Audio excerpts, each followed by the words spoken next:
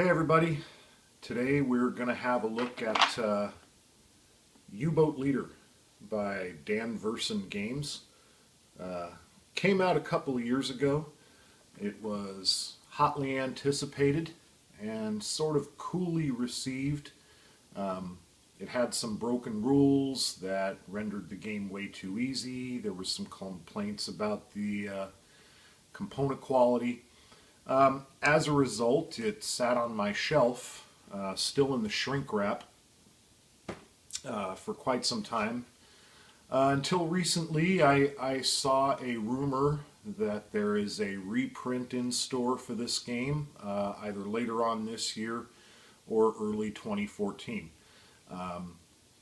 Apparently all the rules problems have been fixed, and given that there might be a reprint in store, I thought that it'd be a good time to go ahead, crack the box, and give the game a look with a fresh set of eyes. So let's go ahead and have a look at U-Boat Leader. You'll start off by selecting your campaign. You have 4 to choose from that cover the major periods of the Battle of the Atlantic. Here we see the game set up, ready to play. We've got our playmats set out with all of our different cards for merchants and escorts, naval targets, random events. We've got our tactical display for when you attack convoys. Here are our U-boats in our flotilla. And as you can see here, we've got 5 torpedoes ready to be fired out of this U-boat. We've got 9 in reserve. That's our gun ammunition. Each U-boat has stats for its different levels of stress. That's a gun modifier, that's a torpedo skill modifier, that's an evasion number. The training level, you can be either green, trained, veteran, or ace. And then up here, just for historical flavor, you've got your U-boat number, the historical skipper, the U-boat type, and the years that it was in service, along with its cost in special option points. Then up here we've got all of our extra counters for gun ammo, torpedoes, stress, different counters for combat. We've got an individual counter for each different merchant and escort and naval ship. Begin the game by selecting the campaign you wish to play, and then decide if you want to do a short, medium, or long campaign. A short campaign would simply be 1 patrol per U-boat. That would be 1 complete trip out to sea. You patrol, you engage the enemy, and return to port. That would be 1 patrol. So here you would get 1 patrol per U-boat, 2 patrols per U-boat, 4 patrols per U-boat. And depending on the length of the scenario you want to play in the campaign, you're assigned a number of special option points that you will use to spend on U-boats, special weapons such as pattern running torpedoes, acoustic homing torpedoes, special missions, supply ships, air search to help you locate contacts, radio call to help you form wolf packs. One nice thing is the selection of U-boats. It impressed me right off the bat. You've got every major type of U-boat that served throughout the Battle of the Atlantic, with different stats. Lots of selection here. And then, of course, there's the different training levels green, veteran, trained, and each step level increase in your U-boat will improve your stats as to how much stress you're able to take, your gun skill modifier and torpedo skill modifiers, etc. Also included, they've included the one Type 21 electro boat.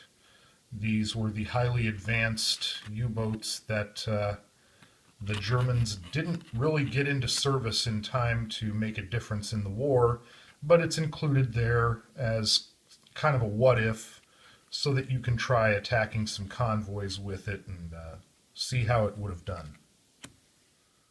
A typical turn consists of first moving your U-boat out of port to sea, and for each area that you move your U-boat, you will draw a certain number of event cards per zone that you move through. These event cards will have different effects on your U-boat. Some are good, most are bad. Usually you'll end up having to add, 1, 2, or 3 stress to your U-boat. Once you've made it to your assigned patrol area, you would then roll for contacts to see if your U-boat is able to make contact with the enemy. Assuming you make contact with the enemy, you would then turn over a contact card, and you can see it'll show you the setup of the convoy on the tactical map.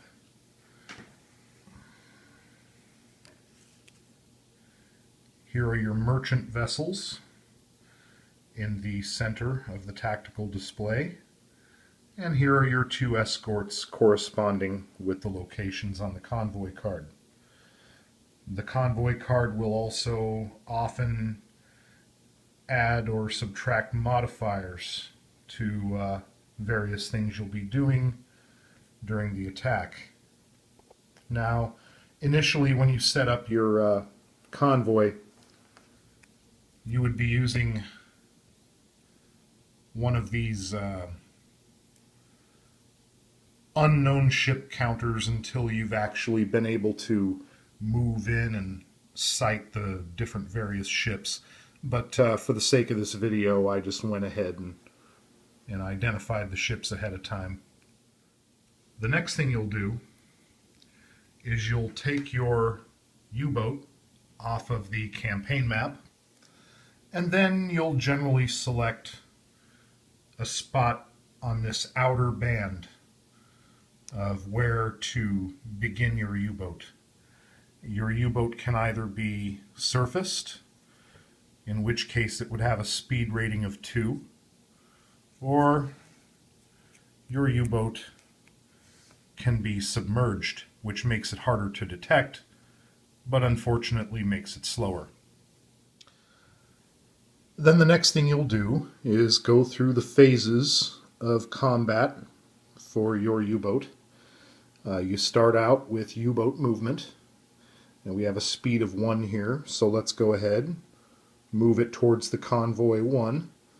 Then the next thing that happens is the lag movement phase. And what this is meant to do is to simulate the moving convoy, moving in relation to your slower U-boat. So the way we calculate this is pretty simple. You would take the speed of the fastest non-escort ship, so basically it would be, in this case, the fastest merchant,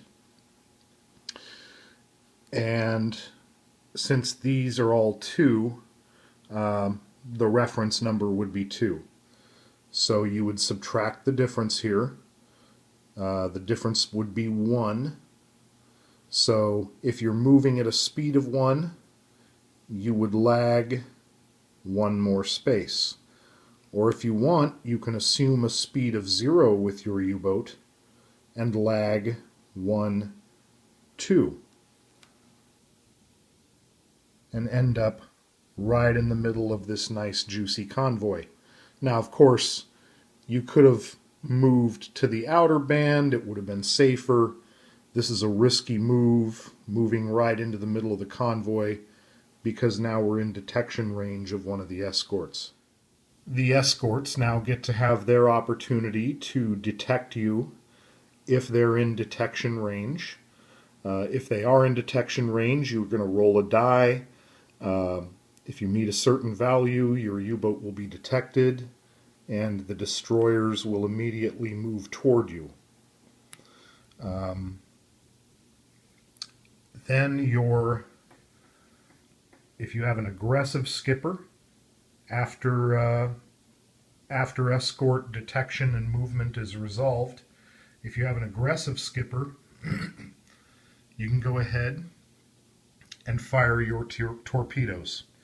So let's go ahead and, if we were to fire torpedoes at this ship, you would look at its corresponding card. A roll of less than 4 does nothing. A roll of 4 or more but less than 7 would do light damage. A roll of 7 or more but less than 10 would do heavy damage. And a roll of 10 or more that's modified would immediately sink the vessel. 2 heavy damage will sink the ship. 2 light damage equals 1 heavy damage. Once your aggressive skippers have had their chance to attack, now, if you have a detected U-boat, now is the chance for the escorts to come and get you and attempt to drive you off or sink you.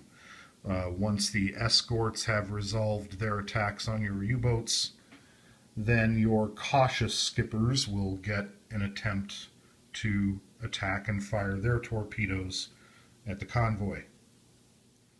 Once that combat's been resolved, if your U-boat is still on the board with other ships, you would repeat that combat phase, beginning with your movement and lag movement, etc., until either you've destroyed all the targets or your U-boat's been moved off of the tactical map, in which case you've disengaged from combat. Once combat's resolved, you'll tally up your victory points, your experience points. There's a housekeeping phase where you would restock your ready torpedoes from the stored torpedoes compartment, modify stress, count stress, and at which point, once you've completed that combat phase, that U-boat's turn is over. You'd put it into the searched box and move on to your next U-boat. In addition to regular patrolling, by the way, you can spend special option points to assign a special mission to your U-boat that usually requires the drawing of additional event cards. And assuming that your U-boat survives the event, if the crew is not unfit, you can expend weapons in exchange for a certain number of victory points to add to your tally.